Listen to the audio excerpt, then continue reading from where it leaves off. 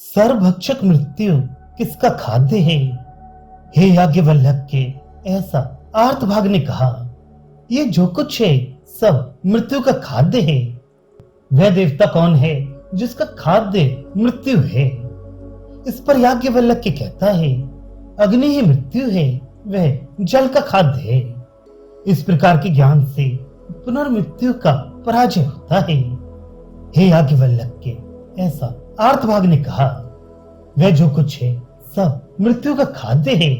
ये जितना व्याकृत जगत है सब मृत्यु का खाद्य है, क्योंकि ग्रह अतिग्रह रूप मृत्यु से ग्रस्त होकर सब उत्पन्न होता और नाश को प्राप्त होता है। अतः वह देवता कौन है जिसका मृत्यु भी खाद्य है? जैसा कि मृत्यु जिसके लिए साग है, इस अन्य श्रुति से कहा गया है। यहाँ प्रश्नकर्ता का यह अभिप्राय है कि यदि याज्ञवल्क्य ने कोई मृत्यु का मृत्यु बता दिया तब तो अनवस्था दोष होगा, और यदि न बतलाया तो इस ग्रह अतिग्रह रूप मृत्यु से छुटकारा नहीं हो सकेगा, क्योंकि मोक्ष तो ग्रह अतिग्रह रूप मृत्यु का नाश होने पर ही होगा। अतः यदि कोई मृत्यु का भी मृत्यु होगा तभी ग्रह अतिग्रह रूप मृत्यु का विनाश होगा। इसलिए इस प्रश्न का उत्तर देना कठिन समझकर पूछता है कि वह देवता कौन है? सिद्धांती, मृत्यु का मृत्यु तो है।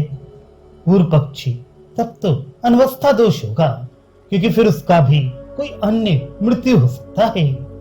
सिद्धांती, अनवस्था दोष नहीं होगा, क्योंकि जो सबका मृत्यु है उसके लिए किसी दूसरे मृत्यु का होना संभव नहीं है।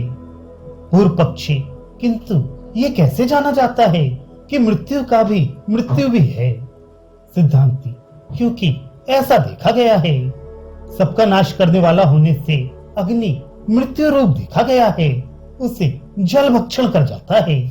अतः वह अग्नि जल का खाद्य है।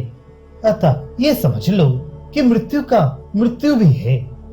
उस मृत्यु के मृत्यु द्वारा संपूर्ण ग्रह अतिग्रह समुदाय भक्षण कर दिया जाता है। उस बंधन को नष्ट कर देने पर, अर्थात मृत्यु द्वारा उसका भक्षण कर लिए जाने पर संसार से मोक्ष होना संभव है।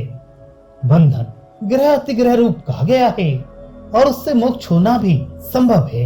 ये बात सिद्ध कर दी गई है।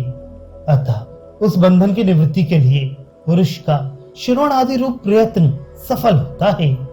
अतः ज्ञान के द्वारा पुरुष पुनर्मृत्यु को जीत लेता है।